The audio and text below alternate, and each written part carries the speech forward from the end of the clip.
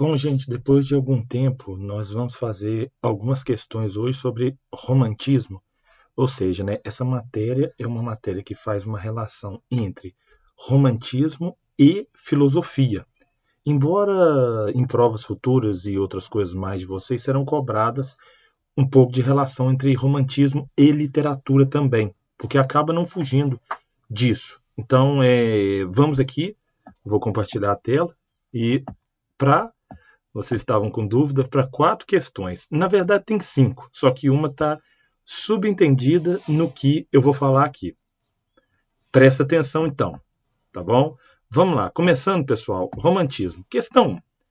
O romantismo, movimento cultural que se desenvolveu principalmente nos séculos XVIII e XIX, foi marcado por forte subjetividade, exaltação da natureza e valorização do indivíduo.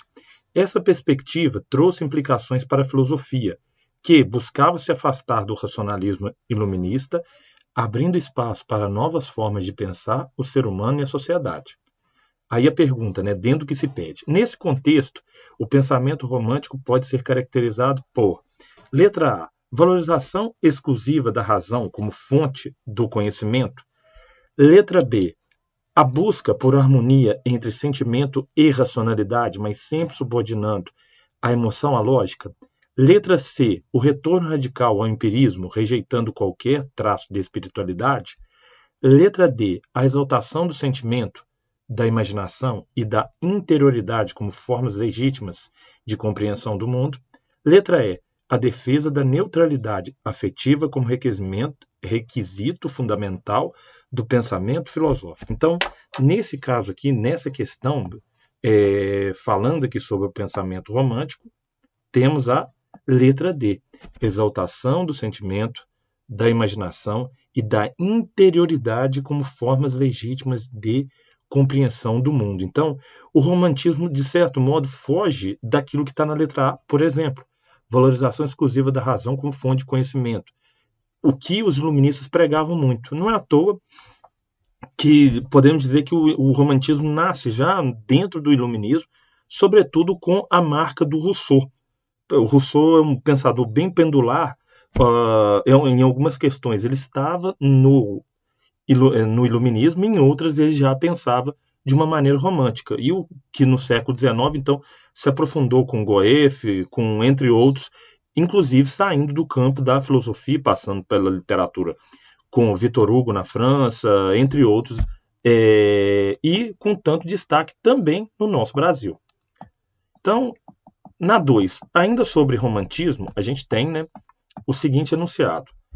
O romantismo influenciou profundamente o pensamento filosófico do século XIX, ao abrir espaço para a subjetividade, a imaginação e a estética.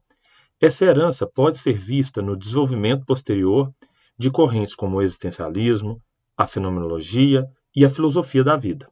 Assim, pode-se afirmar que o legado do romantismo está em: letra A, eliminar a importância da subjetividade e da experiência individual.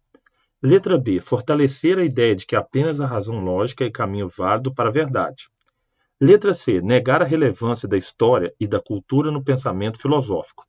D, substituir a filosofia pela literatura, sem manter diálogo entre ambas.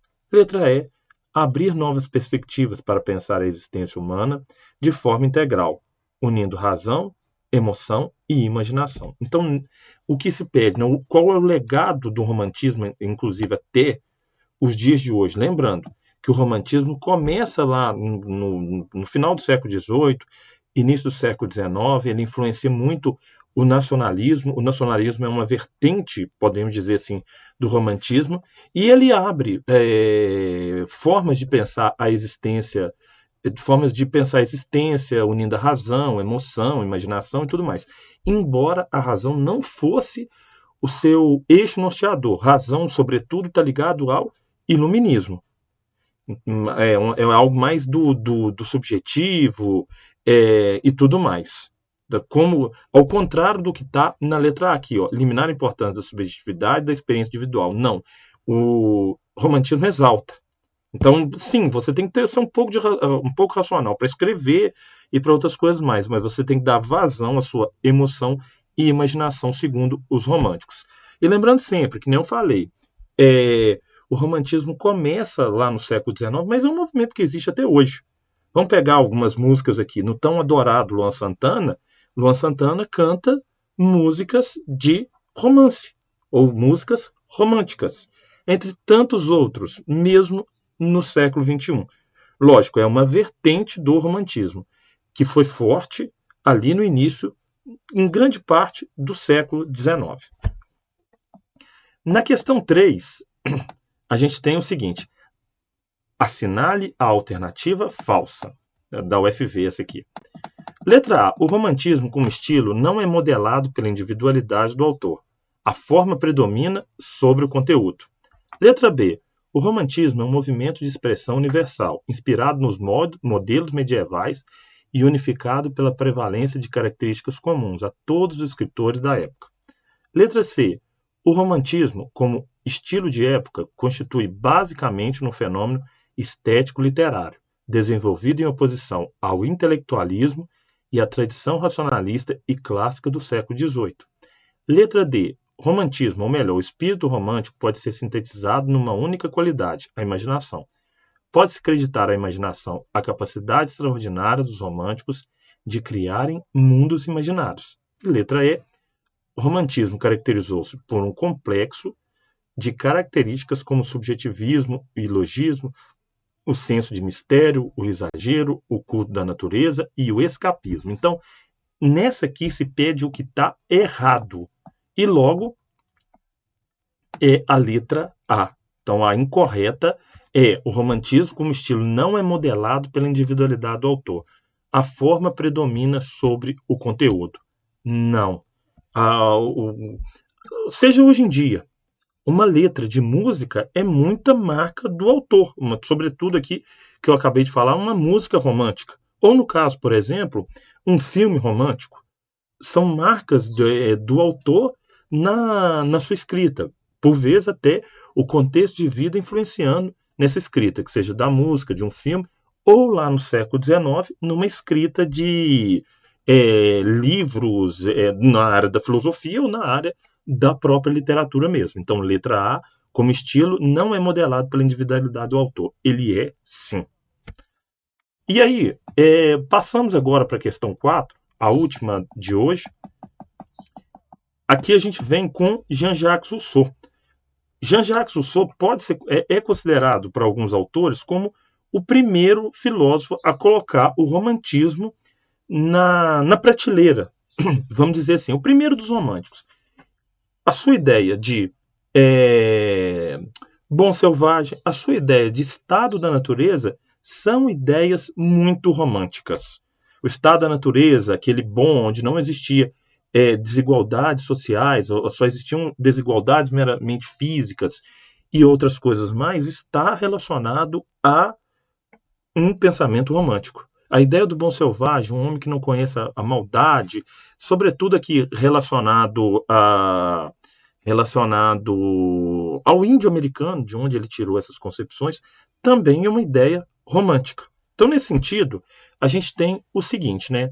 A noção de vontade geral é central no pensamento político de Rousseau. Aqui, vontade geral já é um conceito até mais iluminista de Rousseau, que pode ser considerado um pensador pendular. Ora ele está no romantismo, ora ele está no iluminismo. Ela não se confunde com a soma das vontades particulares, mas com o interesse comum que busca o bem de todos. Essa concepção teve grande impacto nas ideias de democracia. Com base nisso, pode-se afirmar que a vontade geral, letra A, é idêntica à vontade de uma maioria circunstancial? Letra B, representa os interesses particulares dos grupos dominantes? Letra C, visa o bem comum, superando os interesses individuais e privados? Letra D, se identifica com a vontade de um governante forte e centralizador? Letra E, exclui a participação do povo, sendo apenas uma construção teórica. Então, nesse caso aqui, quando se fala em Rousseau e vontade geral, visa o bem comum, superando os interesses individuais. É aquela que leva em conta o bem-estar da coletividade. Por exemplo, eu falo isso muito dentro de sala de aula. Quando você joga o lixo no lixo, Você não está só trazendo bem-estar a você está trazendo bem-estar à coletividade. Quando você respeita uma lei, não é só o seu bem-estar que está ali em jogo, é o bem-estar da coletividade. É a noção de vontade geral. Você se sacrifica para que a coletividade não seja atrapalhada. Nesse sentido, ainda ligado a conceitos iluministas de Rousseau, a gente tem democracia popular e soberania do povo, ligados inclusive a esse conceito de vontade geral. Para Rousseau é o seguinte: você sai do estado da natureza e uma vez que você saiu dele, você não retorna ele mais. O que fazer então? Propor criar o chamado Estado legítimo. É aquele no qual todos aceitam a ser súditos e cidadãos. O que isso significa? Todos respeitam a lei e todos zelam por ela. Todos são súditos dessa lei e todos são cidadãos mediante essa lei. Tá bom? Então, depois de algum tempo, eu voltei aqui. Vamos ver como é que ficou a qualidade do vídeo. Deixa eu fechar a tela. Pessoal, muito obrigado a vocês aqui, né? E deixem coisas nos comentários que a gente vai respondendo. E, por enquanto, é só. Até o próximo vídeo, viu? Vamos ver como é que ficou a qualidade disso aqui.